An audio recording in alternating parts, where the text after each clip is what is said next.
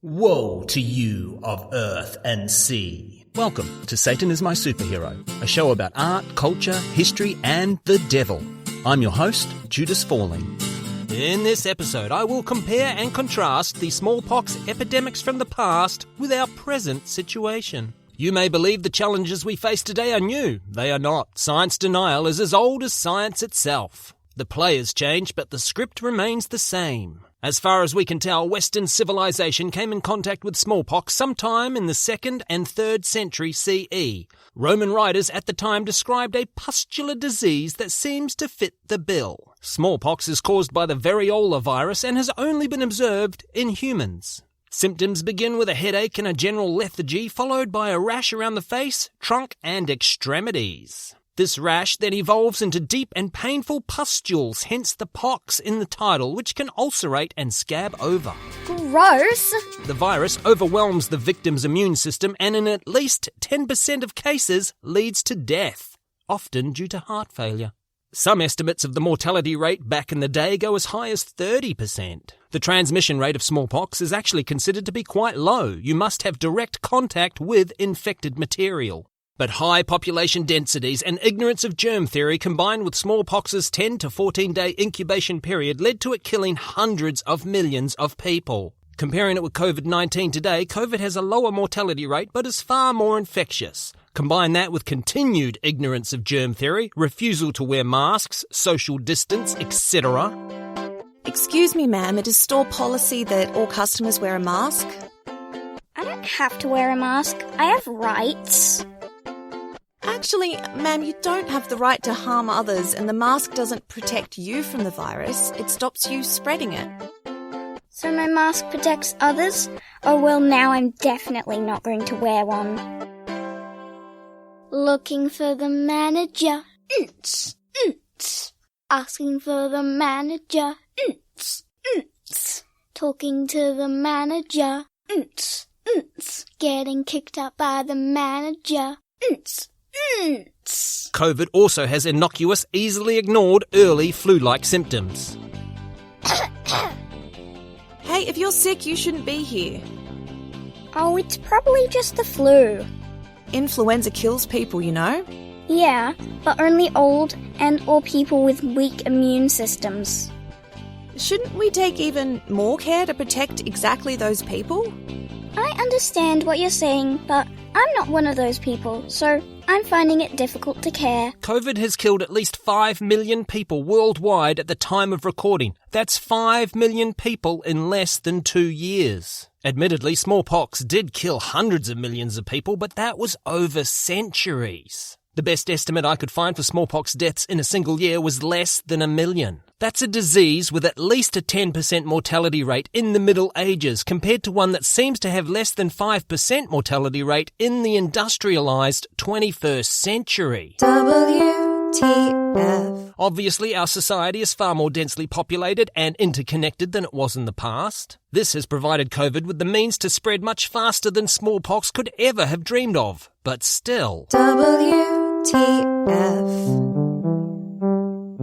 And by that, I don't mean why the face, where's the fries, who's the fool, or the World Trade Federation. The story of how we eradicated smallpox is a long and complicated one, but I will attempt to give you a brief summary. This won't be brief at all. From very early on, it was noted that survivors of the disease seemed to be immune to any further infection. It became common practice in many societies around the world for these people to be put in charge of caring for the infected. Independently of each other, the Chinese, Indians, and Africans began experimenting infecting previously uninfected individuals with a weakened or dead version of the virus. An early method involved turning dried-up scabs from infected patients into a powder and rubbing it in the noses of the uninfected. I read some complicated theories as to how humans may have accidentally made this discovery, but I think it's much easier than you would expect. I dare you to grind up these scabby pustules and snort them up your nose. I'm not going to do that. I double dare. Damn. The most common method was wiping material taken from a pustule on an open wound, usually cut into the arm of the healthy individual. What you doing? Just sitting here being bored. Do you want to rub pus from my pox on your scratches for something to do? How long until they invent video games? About another 1,000 years. Yeah, alright then. It was found using a small sample of the viral matter would promote an immune response in the recipient. They would show many of the early signs of the disease, but these would be mild and not lead to a full-blown attack. Mostly. This we know now is because the viral load was small enough to give the body's immune system time to develop antigens and destroy the virus before being overwhelmed. These methods were known by many names. You'll most commonly see them referred to as variolation or inoculation. Obviously, it goes without saying this was more art than science at the time, and it did not always work out as intended. Some people simply got smallpox or some other horrible infection due to the crude methods. But the fact that these practices survived and developed over many centuries indicates to me they must have worked more often than not.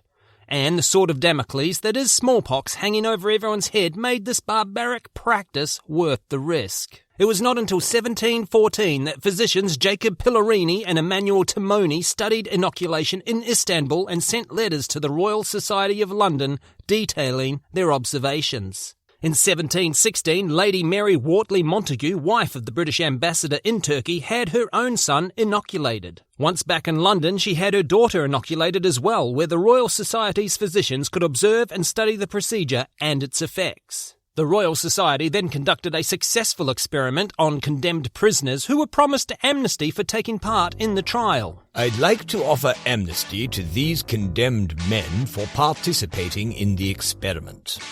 You can't do that. Why not? What are they condemned for anyway? Stealing a loaf of bread? I'll have you know at least one of these prisoners stole 2 loaves of bread.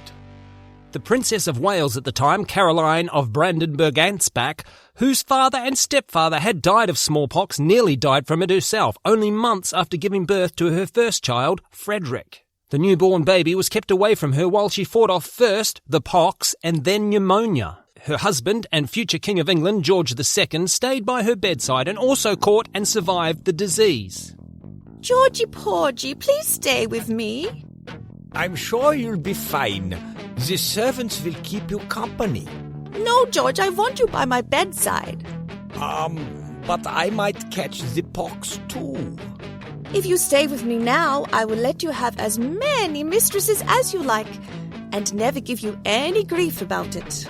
As many mistresses as I want? As many as you want. Okay, let's roll these dice. Caroline's oldest daughter, Anne, also survived smallpox. Caroline later observed some orphans successfully inoculated. So does this mean you'll be our new mummy now? Oh, heavens, no. No, it's off to the workhouse for you. But look on the bright side. You'll never have to be beaten for missing a day's work with the pox. So Caroline then had her 2 youngest children go through the same procedure. Human experiments on prisoners and orphans. I don't want to get all judgy, but, well, you know. I poke fun at Caroline, but she was actually a very cool person who was renowned for supporting the arts and sciences. She proved to be an excellent politician and many believe was the real mover and shaker behind her husband's throne when he became king. Voltaire even praised her. When she lay on her deathbed at the tender age of 54 from a burst bowel, she told George to make sure he remarried. He is alleged to have replied, and I quote, Never, never. I shall have only mistresses. I think we found my new superhero. 23 years later, when George passed on, he was buried next to her in an adjoining coffin with the sides removed so they could be together forever. Seems strange he didn't have another coffin on the other side of him for his mistresses. With their direct link to Africa through the slave trade, inoculation as a concept arrived in the Americas in 1706. A slave told the Reverend Cotton Mather, who had lost his wife, newborn twins and 2-year-old daughter to measles, about the practice of smallpox inoculation. Measles kills people? Are you sure everyone knows that? During what would become Boston's worst smallpox epidemic in 1721, he wrote to local physicians asking them to consider inoculation. In his letter, he quoted Pillarini and Timoni's correspondence from 1714. The only local doctor to take cotton seriously was Dr. Zabdiel Boylston, who then began inoculating anyone who would let him. Dr. Zabdiel already had a reputation as a maverick. He had been the first American physician to remove gallbladder stones and perform the first removal of a breast tumor. If Zabdiel is maverick, that makes Cotton Goose. I don't know how I feel about that. I liked Goose. Cotton and Zabdiel suffered an onslaught of criticism from the medical community in Boston. Physician William Douglas began writing in the New England Courant, published by Benjamin Franklin's brother James, with the goal of discrediting inoculation. Thus began a fiery letter-writing war between Cotton and Douglas, demonising each other and their points of view. Douglas would even claim the reports about smallpox were exaggerated and threatening the economy. A false rumor may tend to obstruct the towns being supplied with provisions from the country and interrupt all trade, commerce, and communication with our neighboring colonies. We reckon it our duty to expose this as imprudent and notoriously false. We find from the arrival of the smallpox here about the middle of April last to the date of this advertisement, the burials in town have not exceeded those of other years for the same space of time. What's that smell? Oh, it's Douglas's pants on fire. We saw the same argument play out again throughout 2020, with politicians and partisan pundits denying the extent and veracity of COVID-19. Founding director of the Tea Party Patriots, Jenny Beth Martin, claimed, The long-term consequences of a prolonged societal shutdown outweigh the damage done by the virus itself.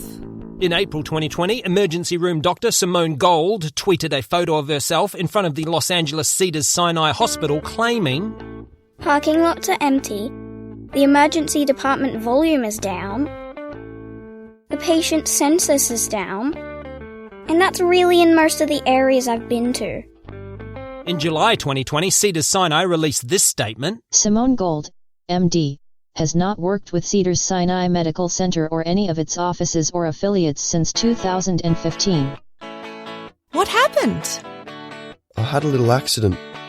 Oh, that looks really gnarly. We better get you to hospital. In the middle of a pandemic? I don't think so. It'll be fine. Are you sure? It's bleeding a lot. Yeah, I'm fine. It just fell off. Are you still fine? Yeah? How are you with the needle and thread?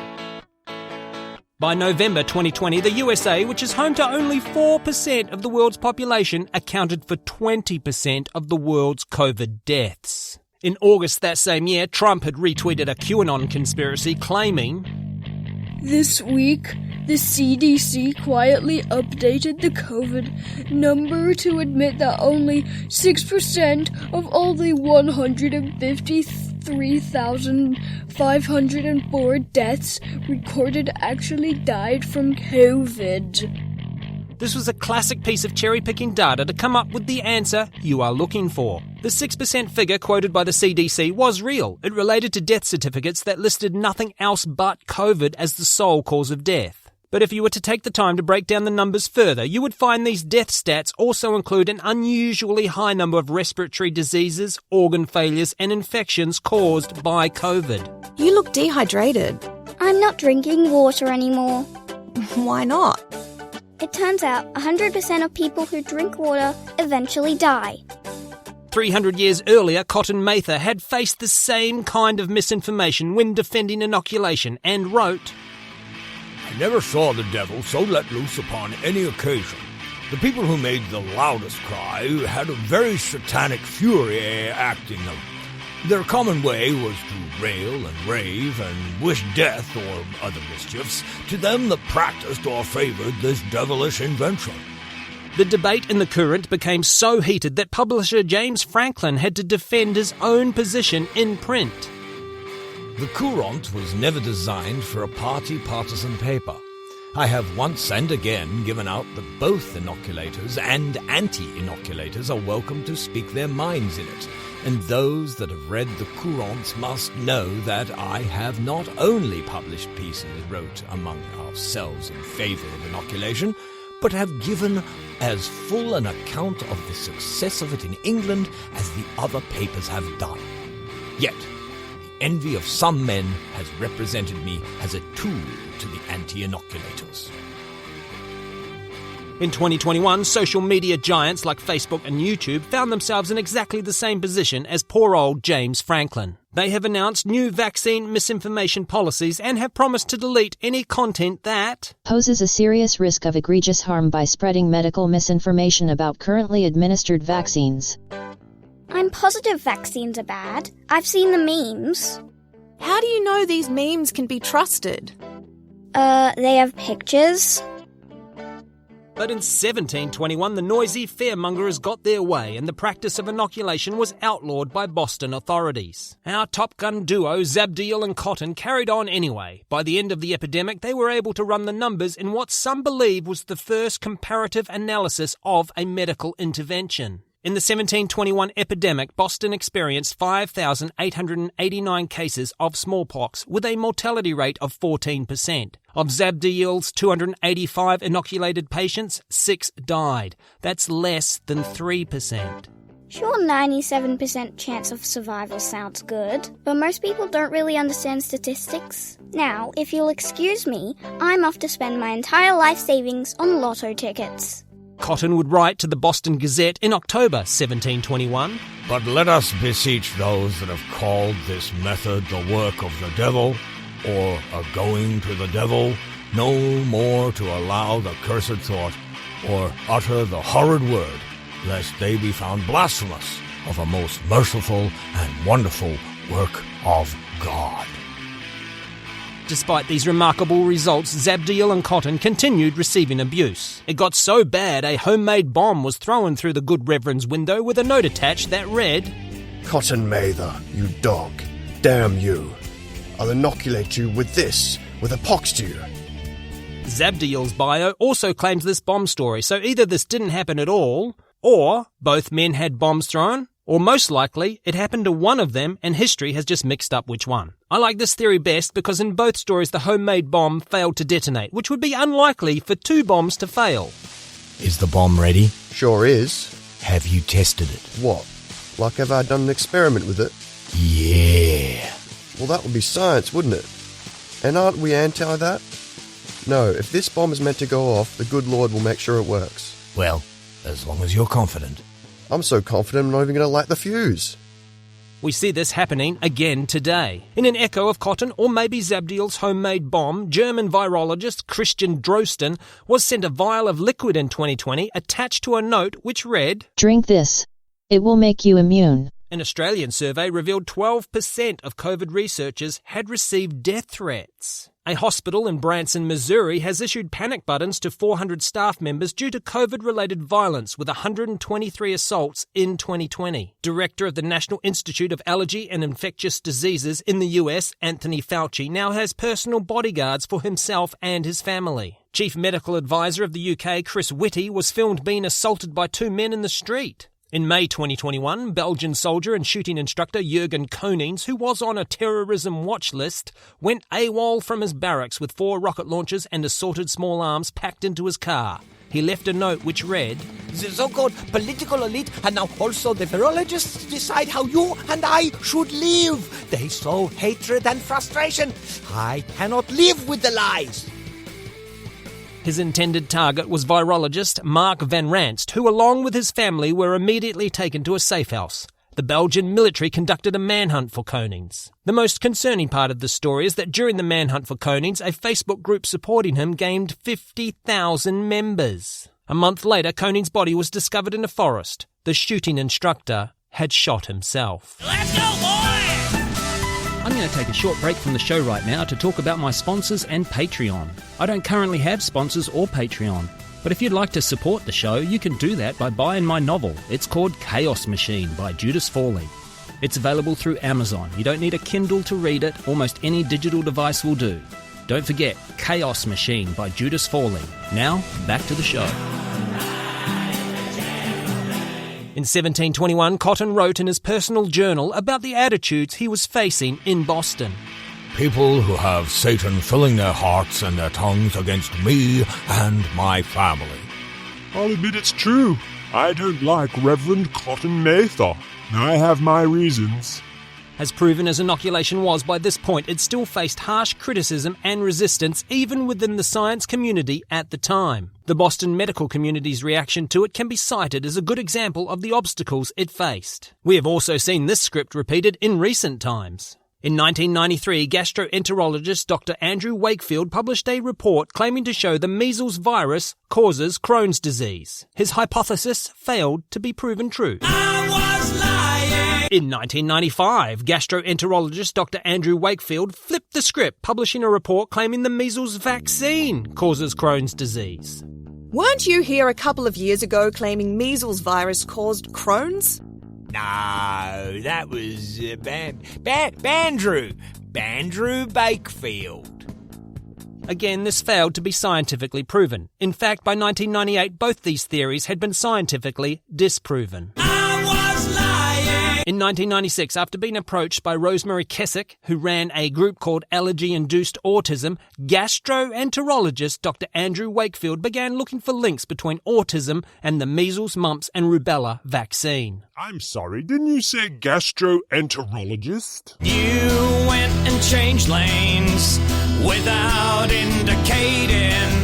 In 1997, gastroenterologist Dr. Andrew Wakefield filed for a patent of his own measles vaccine. I'm sorry, I am confused. A gastroenterologist is a gut expert, right? You nearly cut me off. You really pissed me off when you went and changed lanes without indicating. In 1998, Wakefield, with 11 other co-writers, published the infamous Ileolymphoid nodular hyperplasia, nonspecific colitis, and pervasive developmental disorder in children paper in the respected medical journal The Lancet, and anti-vaxxers everywhere had their own personal Jesus. Thanks to the dogged research by reporter Brian Deere, who, by the way, is best known for uncovering some of Big Pharma's more inconvenient truths, the Wakefield juggernaut began to unravel in 2004. That same year, 10 of his 11 co-authors on the Lancet paper withdrew their names from it, claiming to have been duped by Wakefield. Kind of the opposite thing that happened to Jesus. In 2005, Wakefield sued Deere for libel. In 2006, Deere released documents proving Wakefield had been on the payroll of a solicitor, Richard Barr, since 1996, who was trying to build a case against the MMR vaccine. Wakefield had officially received over £435,000. Now, Andrew, for us to win this case, you'll have to prove Deere is lying. Is he lying, Andrew? Actually, you know what? I forgot I've got another thing on. I have to go. See ya! Wakefield withdrew his libel case against Deere 2 days later. When Wakefield's Lancet paper was pulled apart, it was found that despite his basic claim that these children had contracted autism within days of receiving the MMR vaccine, it was found 3 of the 12 children studied were not autistic at all. Medical records proved 5 of the children had been flagged with developmental concerns prior to receiving the vaccine. It was also revealed that the 12 children Wakefield used in his study had been supplied through this network of families planning legal action against the MMR vaccine. Baby, I'm a liar. Truth becomes a funeral pyre. Baby, I'm a liar. Can't you smell my pants on fire? In 2007, the UK's General Medical Council began a 217-day hearing and investigation into Wakefield's 1998 paper. The General Medical Council found Wakefield had been paid to conduct the study by solicitors, had ordered investigations without the requisite pediatric qualifications including colonoscopies, colon biopsies, and spinal taps on his research subjects contrary to the children's clinical interests, had acted dishonestly and irresponsibly in failing to disclose how patients were recruited for the study, had purchased blood samples for £5 each from children present at his son's birthday party. How was the Wakefield boys' party? I'll put it this way, even though I made £5, I won't be going next year. And the final charge had shown callous disregard for any distress or pain the children might suffer. The definitely not a narcissist Wakefield called his autobiography Callous Disregard and released it on the day he was officially struck off the UK's medical register. This song is not a metaphor. I really am singing to a piece of poo. Wakefield moved to the bosom of science denial, America, where he is now anti-vax royalty. Why I have inserted Wakefield in this part of our story about smallpox is because I wanted to contrast him directly with the Boston medical community at this time in 1721. Like Wakefield, they were people of science. Unlike Wakefield, they were actually concerned about the health of their patients. They had, I think, very reasonable concerns about the safety and efficacy of inoculation. They had good reason to doubt a practice being touted by Reverend Cotton Mather. You see, I have purposely left a bit of Cotton's story out until now. You know, if you weren't going to mention it, I was. You see, Reverend Cotton Mather was instrumental in, and some have argued, the sole cause of the Salem witch trials. Cotton had a reputation for pseudoscience and had previously published many outlandish beliefs prior to his frenzied attempt to legitimize inoculation. Just because history proved Cotton correct on this one is no reason to damn those who doubted him at the time. Cotton Mather is the broken clock that's right twice a day. This inoculation sounds a lot like witchcraft. I assure you, it's not. Oh, really? Back in Africa, who performs the practice? Well, it's the local shaman. The witch doctor? Well, I wouldn't call them that, but look, I really feel like you should at least try it. I'll tell you what I really feel like. I really feel like not being drowned to death will prove I'm not a witch. It's the only way to be sure. Look, can't you sweep aside your personal feelings for me and try it? I would love to sweep aside my feelings about you, Cotton, but I can't. Do you know why? You're letting your ego get in the way of reason. No, it's because no one in this colony owns a frickin' broom anymore. So the fact that the Boston medical community did eventually come around to the practice of inoculation once they were convinced by Zabdiel's work should not be overlooked. Even Dr. William Douglas would change his tune and start performing the procedure himself. Why? Because Douglas and his colleagues were always genuine in their approach and reaction. Wakefield has only doubled down on his position since being so completely proven fraudulent, because it makes the supermodel dating presidential inauguration ball attending disgraced doctor rich and famous. I'm hesitant about getting my child vaccinated, and I really want to hear both sides of the argument. Well, you've come to the right place. Now, let me introduce you to the work of St. Andrew Wakefield. Oh, no. Do you have any actual scientific evidence? I can refer you to a blog post I wrote. Does it reference the unequivocally disproven work of discredited, disavowed, and disgraced Andrew Wakefield? Actually, you know what? I forgot. I've got another thing on. I have to go. See ya! In 1722, Edmund Massey preached a sermon against the dangerous and sinful practice of inoculation at St. Andrew's, Holborn, in which he began by quoting the book of Job.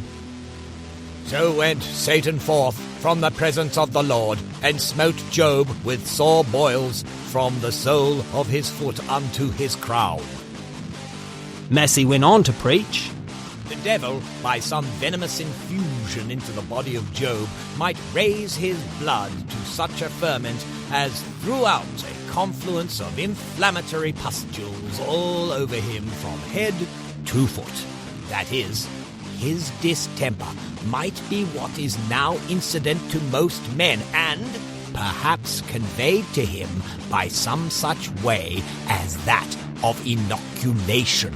That's right, with a straight face, Massey was claiming Satan was the first inoculator. He then argued there are only two reasons for disease: to tempt our faith or punish our sins. So any medical intervention is blasphemous. Have you got any paracetamol? No, and why would you want it anyway? Well, I've got a headache. Why do you think you have a headache? Well, I guess I've been watching a lot of porn. I know what you're going to argue. How can childhood diseases be punishment for sins? Massey is one step ahead. Diseases are not only judiciously inflicted for our past offences, but graciously also designed to prevent future. Boom. Mic drop. I'm sorry to tell you this, but your child is very sick. Oh no, what is it? Hard to say at this early stage, but judging where you presently live and your current socio-economic status, I would put my money on it being a future in white-collar crime. What? You know, fraud, embezzlement. tax evasion, that kind of thing. I think I'm going to get a second opinion. Great idea. Here it is. The family could fall on hard times and move into a less salubrious neighborhood. Your child might end up in a gang, selling drugs, pimping hoes, and busting caps in the asses of fools who diss them. Oh, no, I mean, I'm going to get a second opinion from another doctor. I never said I was a doctor. By the 1750s, it had been widely noted that people who had contracted cowpox seemed to be immune to smallpox. Cowpox itself is a much less virulent disease and does not seem to kill. Side note, despite its name, it turns out you are more likely to contract cowpox from a rodent or a cat. Their tongue is their toilet paper, for crying out loud. While Englishman Edward Jenner is credited with coming up with the technique of inoculating people with the far safer cowpox instead of the incredibly risky smallpox, it had in fact been done and written about by at least half a dozen other Europeans before him. What Jenner did to stamp his name all over the practice was to literally name it. He called the process vaccination, derived from the Latin for from the cow, and then dedicated the rest of his life and fortune to promoting it. After many successful vaccinations, he published an inquiry into the causes and effects of the variolae vaccinae. Jenner lobbied the medical establishment and government with his results while travelling the country vaccinating volunteers. By 1801, over 100,000 Brits had been vaccinated. In 1800, American physician Benjamin Waterhouse adopted Jenner's method and found support from President Thomas Jefferson. Jefferson had himself been inoculated when he was 23. As a lawyer, Jefferson had represented doctors who had been attacked by anti-inoculators. Early in his political career, Jefferson had also worked on a bill to reduce restrictions on inoculation, and during the Revolution had been privy to first-hand accounts of the British forces allegedly using smallpox as a biological weapon. Ready! Aim! Steve! These accounts encouraged George Washington to order all his Continental soldiers to be inoculated in 1777. Washington himself had survived smallpox as a teenager. I'm starting to notice a trend among these pro-vaxxers. Personal experience with the disease itself. Just saying. It is no exaggeration to say smallpox would have stopped the American War of Independence dead in its tracks. Washington himself said, "Should the disorder infect the army in the natural way and rage with its usual virulence, we should have more to dread from it than from the sword of the enemy." I think the subtext here is that it's un-American to be anti-vax. Compare this situation with today, and we find promoter of all conspiracies, Republican Congressperson Marjorie Taylor Greene. In June 2021, she claimed COVID-19 is a bioweapon created by the Chinese, but confusingly, Greene refuses to adhere to mask mandates, lockdowns, and is against vaccinations. One of these people is a great American patriot. The other is Marjorie Taylor Greene. I really hope Greene is never president. Miss President, the enemy has launched a full-scale nuclear attack. Hundreds of ICBMs will be detonating over the lower 48 within the hour. NORAD are confident we can take most of the missiles out just before they get here and save the Republic. They just need your go-ahead to launch the countermeasures. I'm sorry, General, but I don't believe in taking defensive actions against an enemy's attack. It's been an honor serving with you. I suggest you take these last minutes to say goodbye to your family. In 1801, President Thomas Jefferson personally oversaw the vaccinating of 200 people at his Monticello estate in Virginia. They were mostly slaves, it has to be said. With the president's backing, vaccination in America was off and running. Obviously, with germ theory only in its infancy, there were still many problems with the transfer of infected materials into the arms of otherwise healthy individuals, but open and inquisitive minds were refining and developing the process to make it safer all the time. Despite the overwhelming success of vaccination and the support of statistical evidence, the anti-vax community was just as vocal as it is today. Respected Dr. Benjamin Moseley, who was pro-inoculation but not a fan of Jenner's new practice, would write, "The human character may undergo strange mutations from quadrupedal sympathy, and that some modern Pasiphae may rival the fables of old." In Greek mythology, Pasiphae mated with a bull and birthed the Minotaur. Many cartoons were printed at the time depicting people receiving vaccinations, sprouting horns, hooves and tails, etc. Doctor, ever since I got the vaccine, I've been looking at cows in a different way. What do you mean, different way? Well, you know, sexually. Oh. Do you have any advice? A stepladder? Another critic of Jenner, Dr. William Rowley, wrote, The smallpox is a visitation from God, but the cowpox is produced by presumptuous men. The former was what heaven ordained. The latter is, perhaps, a daring violation of our holy religion. We've got a point. Yahweh does spend half the Old Testament infecting innocent people with plagues and poxes. A W. Halkett, claiming to represent the Associate of the Medical Reform Society London and advertising himself not as a doctor but as someone who may be consulted on all diseases daily. Genuine drugs, patent medicines, botanic and eclectic medicines of every description. I think we get the picture. Produced a 20-page pamphlet in 1817 claiming the Creator stamped on man the divine image, but Jenner placed on him the mark of the beast. This mark of the beast nonsense is a common trope from dumb people trying to reach into the hearts and minds of other dumb people. Let me just give you a random example.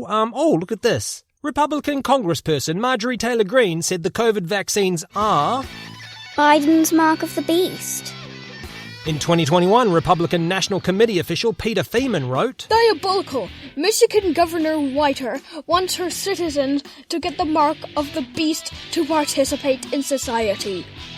In 2020, Trump supporter Pastor Guillermo Maldonado of the King Jesus International Ministry in Miami referenced Revelation 13.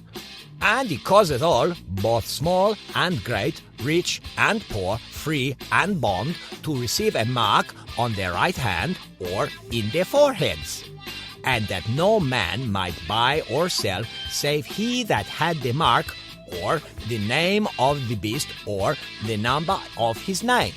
Maldonado then said, People, I want you to look at me.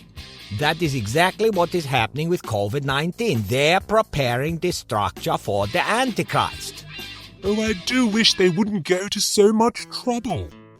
How go our preparations for the Antichrist? We've got everyone wearing masks so they can't smell the sulfur when the beast rises. We've got social distancing in place so they can't whisper amongst each other and spread rebellion. We've got most of them off the street in lockdown so they can't organise resistance. We're getting them used to an injection in the arm for when we're ready with the mark. And my favourite, we're pointing laser thermometers at them to get them used to having a gun pointed at their heads. Mostly very good, but the thermometer thing makes no sense at all. Oh, really?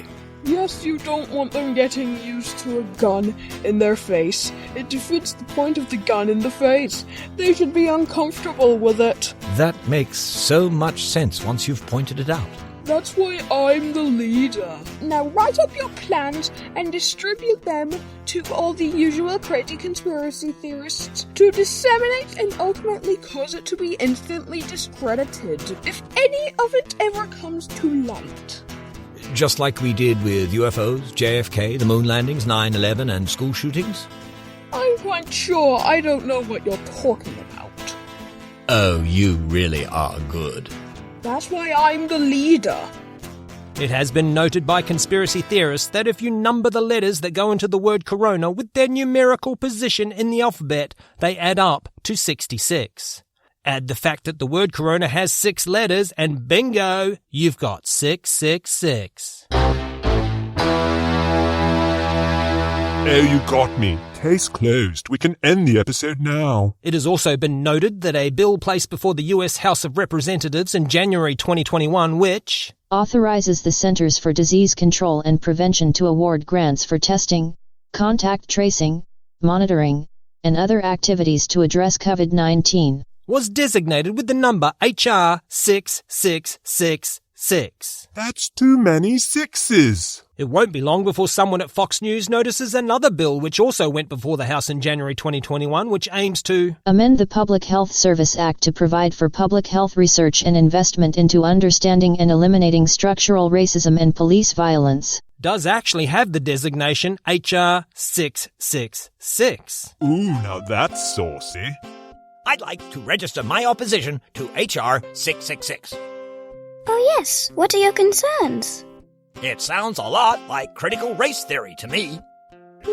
Interesting. I'm not sure exactly what critical race theory is. Could you please explain it to me? Sure, it's a theory that's critical about race. Uh-huh.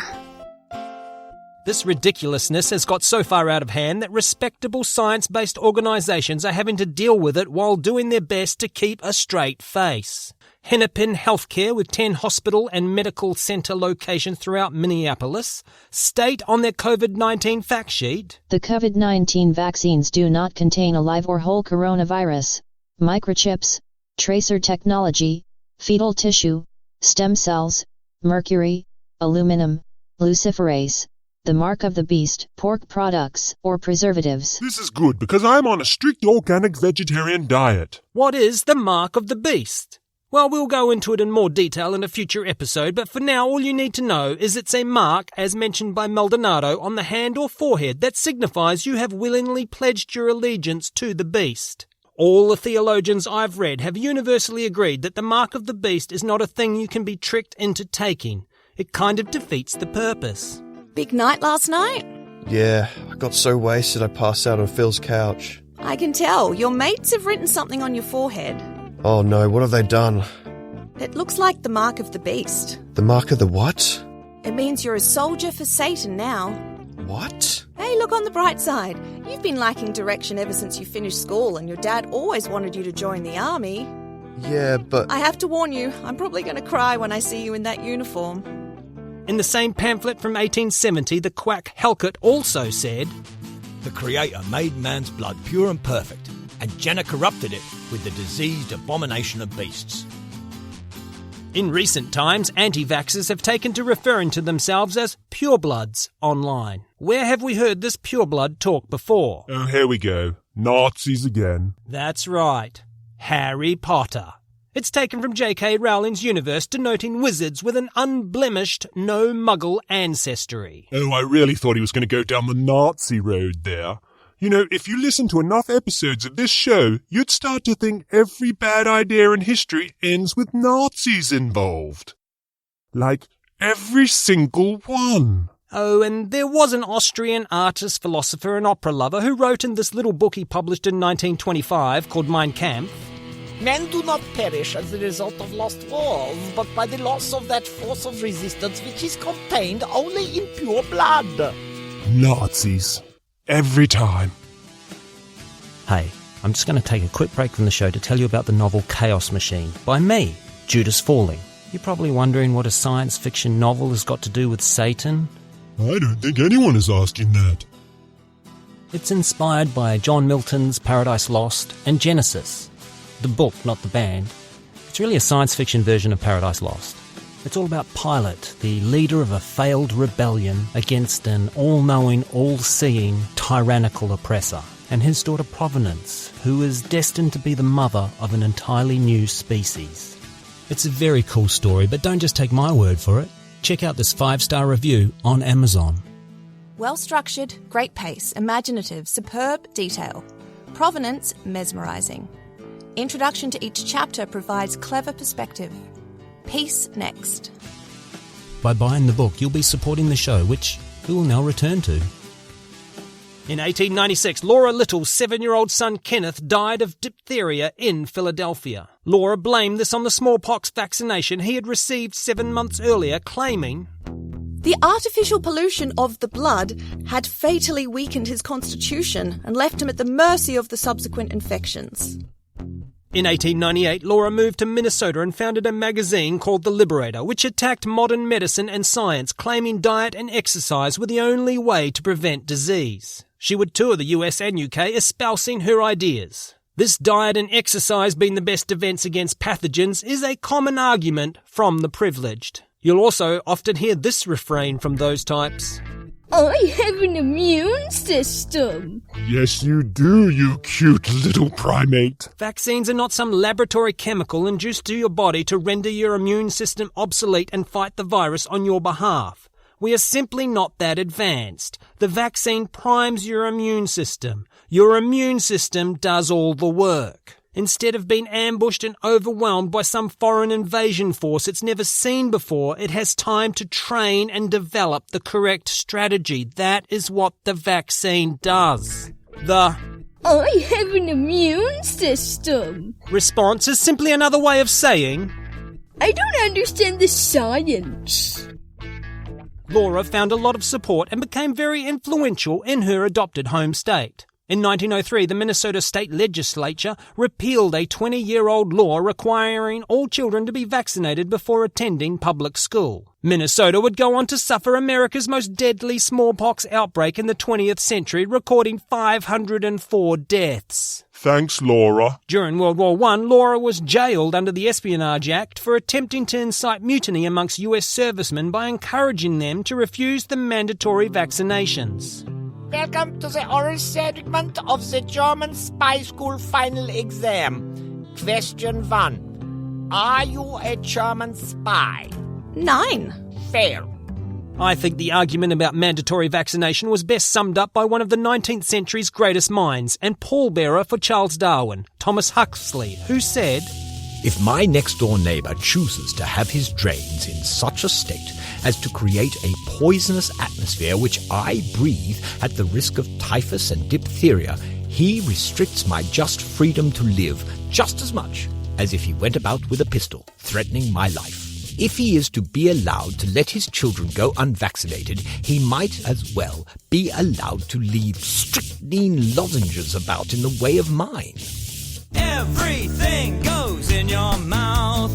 Dog poo, ping pong balls, and anything else. At the time of recording, US Defense Secretary Lloyd Austin has stated up to 7% of US military personnel are still not vaccinated against COVID. A small number of these have outright refused. Some have requested exemptions based on existing medical conditions, some are finishing their service very soon, and many have requested exemptions based on religious grounds. None of the world's major religions oppose vaccination. There were some concerns in Judaism and Islam about pork products in the vaccines, but as Hennepin Healthcare advised us, that's not an issue. In 2021, the Australian Fatwa Council, after long deliberation and scholarly debate, concluded, The vaccine for the coronavirus is permissible according to the Islamic law as there is no known religious harm attributed to being vaccinated, nor does it contain any forbidden substances. In Israel, there was much concern that the ultra-Orthodox Jews would be vaccine hesitant. But again, after much reading of the Torah and debate, 80% of ultra-Orthodox adults over the age of 30 had been vaccinated by April 2021. Pope Francis has said, Vaccination is a simple but profound way of promoting the common good and caring for each other, especially the most vulnerable. Even the Christian scientists, not actual scientists, have come out in support of vaccination. Kind of. Concern for public health and safety is something that all responsible people share, including Christian scientists. Grateful as we are to live in communities where honest differences can be respected, Christian scientists are also mindful of the obligations all citizens have to respect the rights of others in their communities.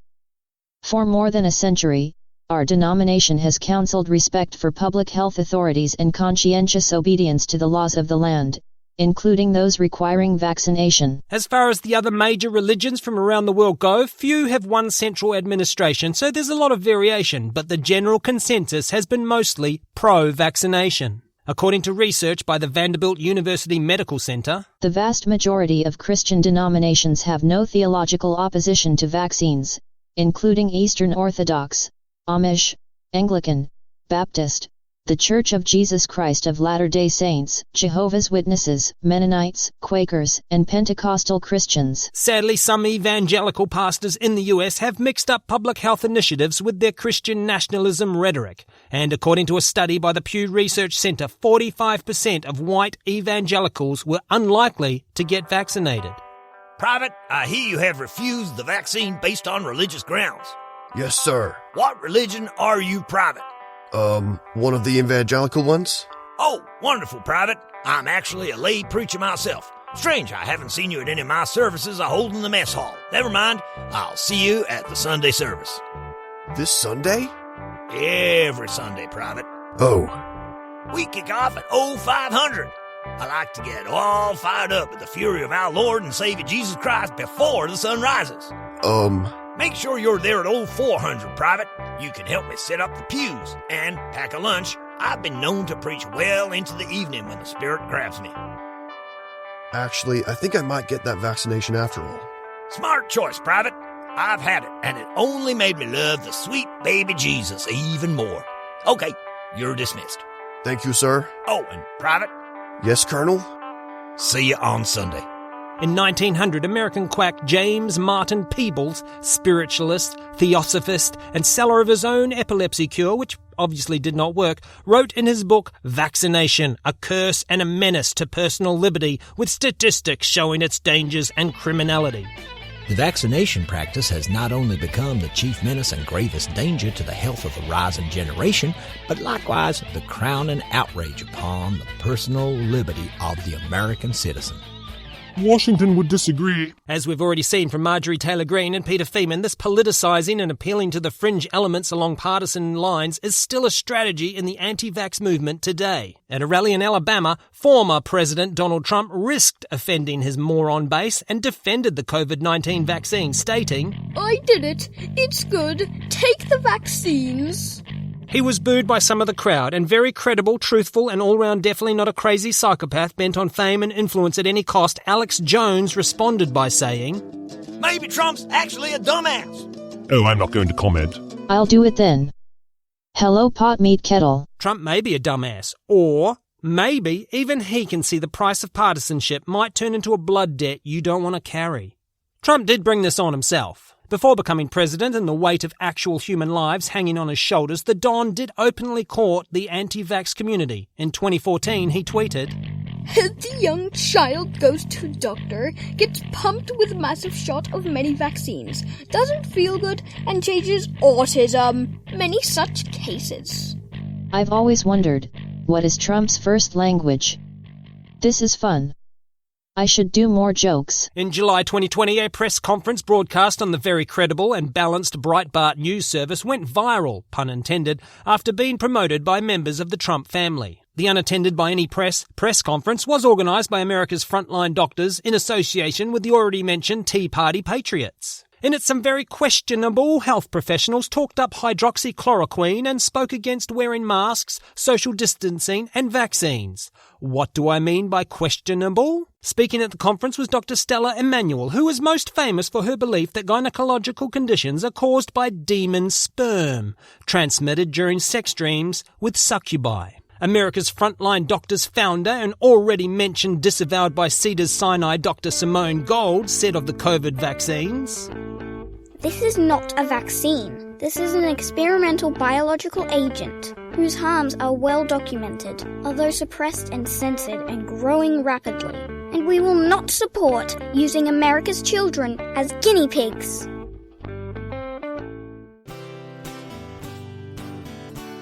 Merry Christmas! Oh, Mummy, it's just what I've always wanted. Now, an American child is not just a pet for Christmas. You have to feed and water it every day.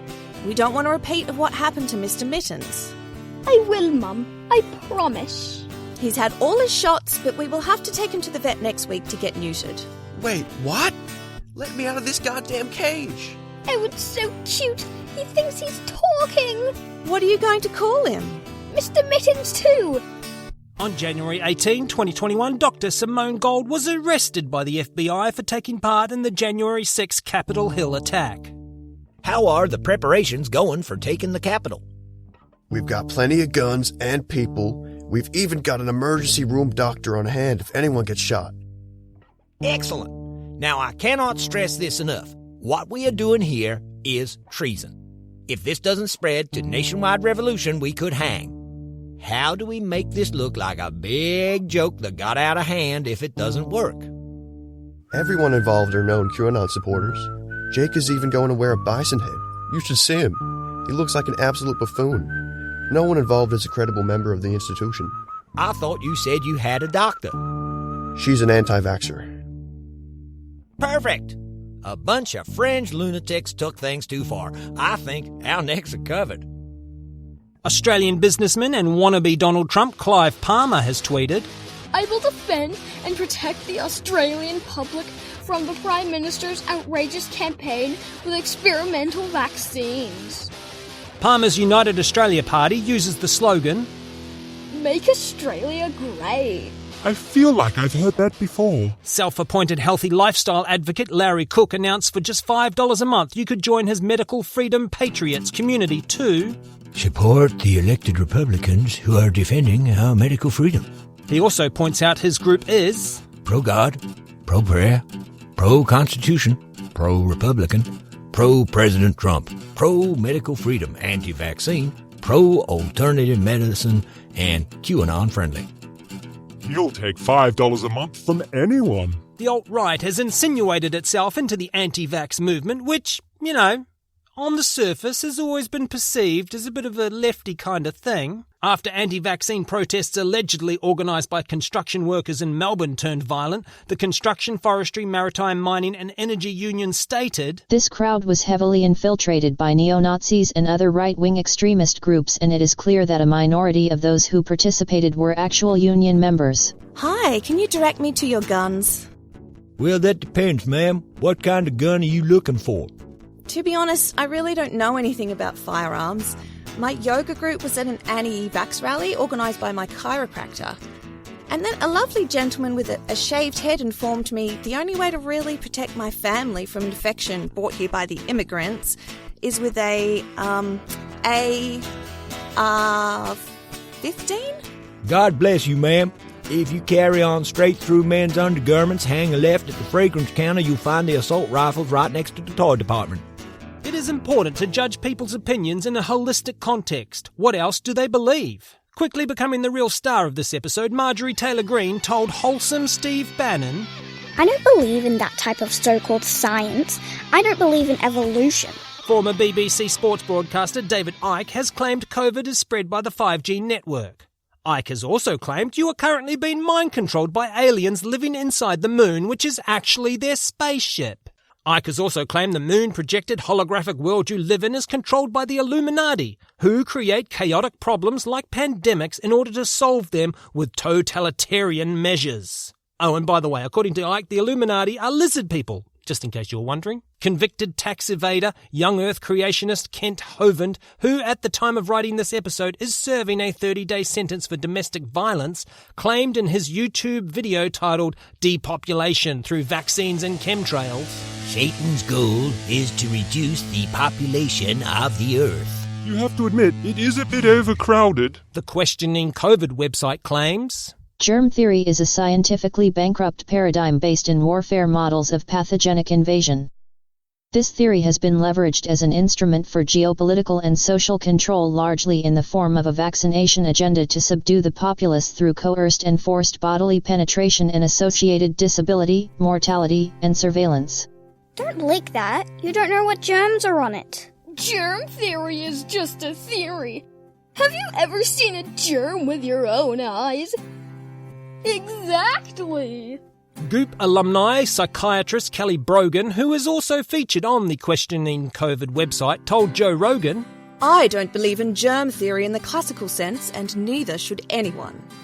When discussing sanitation in hospital environments, she said of the bacteria on those surfaces, There's no bad guys. Everything works together. It's like a metaphor for life. In fact, there aren't really any bad guys. It's all, sort of a part of the polarity of life. We need bad to know we're good.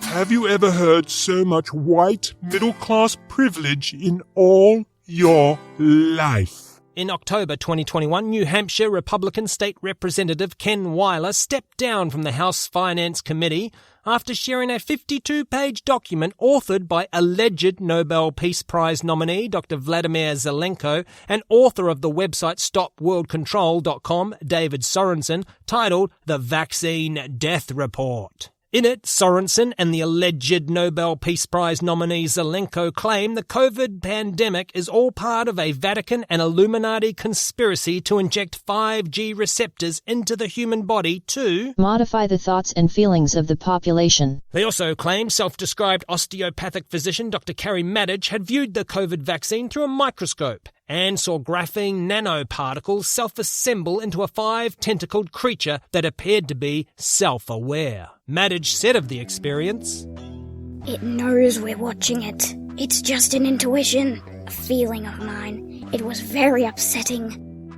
The document also claimed naturopath Robert Young, who has been convicted of theft and practicing medicine without a license, discovered the COVID vaccine changes people's blood cells. The document cites Argentinian far-right extremist Dr. Chinda Brandolino's view on altering human DNA via vaccines so as to legally take away human rights. And unnamed scientists in South America have observed babies born in Mexico to vaccinated parents with pitch-black eyes who are aging too fast, as they can stand and even walk at only 3 months old. Not to be a pedant, but wouldn't those unnamed scientists be from North America? I mean, Mexico's not in South America or even Central America. It is part of North America. Now, in Ken Wyler's defense, he claims he did not read the document before sharing it. We've all done it. I've retweeted things I probably should have read more thoroughly.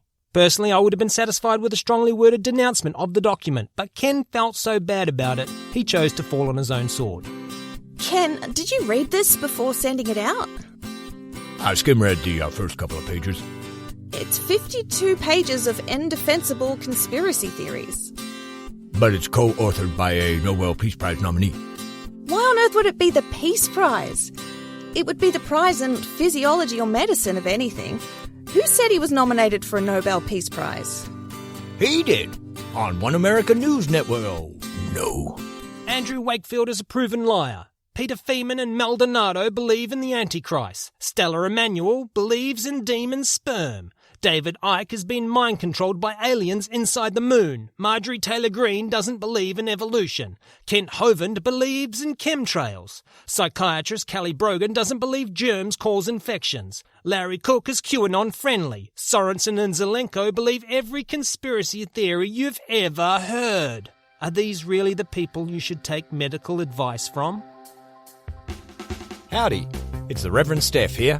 Most of the music in this episode was supplied by the comedy disco punk band The Genuine Hoots of Joy. If you want to hear the songs in their entirety, check out Hoots of Joy on YouTube. You might recognise the lead singer. Okay, it's me. While vaccines have been overwhelmingly successful and their overall success cannot be overstated, there have been disasters along the way. As I mentioned, the original method of inoculation was far from hygienic, and Jenner's vaccination method suffered from poor understanding of germ theory and the importance of sanitation. But those were excusable in the day, and wishing to not sound so ruthless, but I will, the ultimate good they did outweighed the harm in the general population. Sadly, there have been some more recent errors which are quite frankly less forgivable. In 1955, 40,000 cases of polio in the US were actually caused by a bad batch of the Salk polio vaccine. This tragedy paralysed 166 people and killed 10. To combat a swine flu outbreak in 1976, a vaccine was hurriedly issued that seemed to cause an increase in the Guillain-Barré syndrome. The US halted their immunisation program in its tracks. So I think we must have some sympathy for people who are vaccine hesitant. It is a scary thing, especially when making the decision for your child, and there have been problems. But do keep in mind, as recently as 2018, 140,000 people worldwide died from measles that year, mostly children. 140,000 people killed by a disease we could have eradicated already. In 2019, the US recorded 1,200 cases of measles, the most they had seen since 1994. A disease that was nearly wiped out in America but is creeping back in due to the lies of a creep. For clarification, he's talking about Wakefield again. The long-term effect of measles surpasses the deaths it directly causes. It is known to suppress the immune system for up to 2 years, and in the third world, that can be a death sentence. Sweden experimented with a moratorium on the whooping cough vaccine between 1979 and 1996. In that time, 60% of the country's children suffered the disease, a disease which has been called the 100-day cough due to the length of time the symptoms persist, a disease that kills just over 1% of babies who get it in the industrialized world. It killed over 160,000 children worldwide in 2014. Vaccine hesitancy led to 10 Californian infants dying from whooping cough in 2010. The current vaccines did not come out of nowhere. Moderna had been working on theirs for 10 years before COVID hit. We have so much more knowledge and technology than we've ever had before that we can better predict downstream effects of our medications. We've come a long way from rubbing scabs in our noses and seeing what happens. What are you doing? Just using my phone on the internet to deny science. Death is not the only concerning statistic for COVID. Guillain-Barré cases seem to rise after COVID infection, and we've all by now heard of long COVID. While it is still early days, some tests are showing long-term brain and organ damage is a very real possible after effect of the virus. If you're still vaccine hesitant and genuinely looking for advice, why not listen to some based on the personal experience of one of history's greatest thinkers? Benjamin Franklin had been inoculated himself and was an enthusiastic supporter of the practice. Yet, when considering it for his own child Francis, was hesitant. Benjamin's reasons for pause were well-founded and not unreasonable. I think many parents today can relate. Francis had other health complications which Benjamin was worried about exacerbating. Sadly, though, in 1736, 4-year-old Francis died of smallpox. Franklin later wrote this in his autobiography. I long regretted, and still regret, that I had not given smallpox to him by inoculation. This I admit for the sake of parents who omit that operation, under the supposition that they should never forgive themselves if a child died under it. My example showing that the regret may be the same either way, and that therefore the safer should be chosen.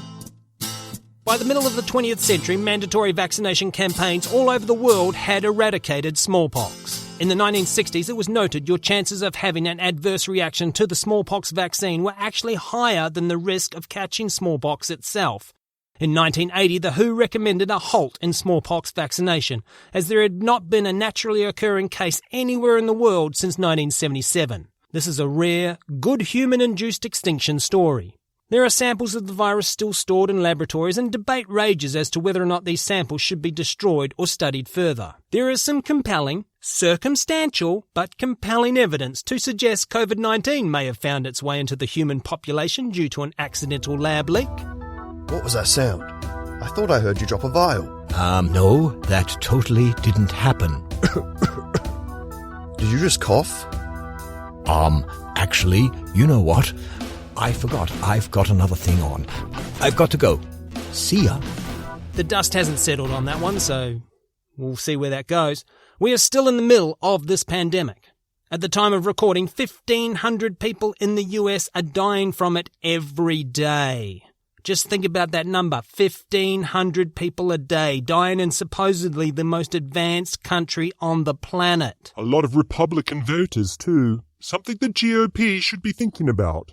Just saying. This crisis is far from over. We have the tools to combat it, but our old friends, greed, science denial and political partisanship are actively working together to kill people. In the 21st century, we should know better. What I've learned researching this episode is that anti-vaxxers almost universally have other agendas that are almost always attached to conspiracy theories. They target the uneducated or the privileged who have never seen a baby with whooping cough, don't know a child that's died from measles, too young to remember polio. Those who have avoided these experiences because of the herd immunity the rest of the community developed for them. Anti-vax promoters are pariahs propagandizing to ill-informed free riders.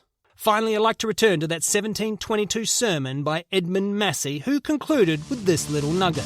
Let the atheist then, and the scoffer, the heathen and unbeliever, disclaim a dependence upon providence, dispute the wisdom of God's government, and deny obedience to his laws. Let them inoculate and be inoculated, whose hope is only in and for this life. I have to say I agree entirely with that statement. I am an atheist, scoffer, heathen and unbeliever. And it's true. My hope is only in and for this life. And that's why Satan is my superhero. If you've enjoyed this episode, please rate, review, subscribe, you know the drill. But more importantly, please recommend this show to just one person. I mean literally one person. Choose that person well. Why the face? Where's the prize? Who's the fool? I think I burped into the mic on that one. I'm really sorry. Yeah. The people... hang on, sorry. About to say, just felt my phone vibrate. How was the How was the Wakefield boys' party?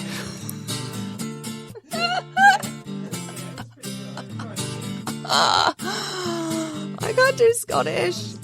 Is that good? Was that good? Really, really good. Did I do a different voice? You kind of changed it. And who said he was nominated for a Nobel? Now run on your wheel, Mr. Mittens 2. Run on your wheel.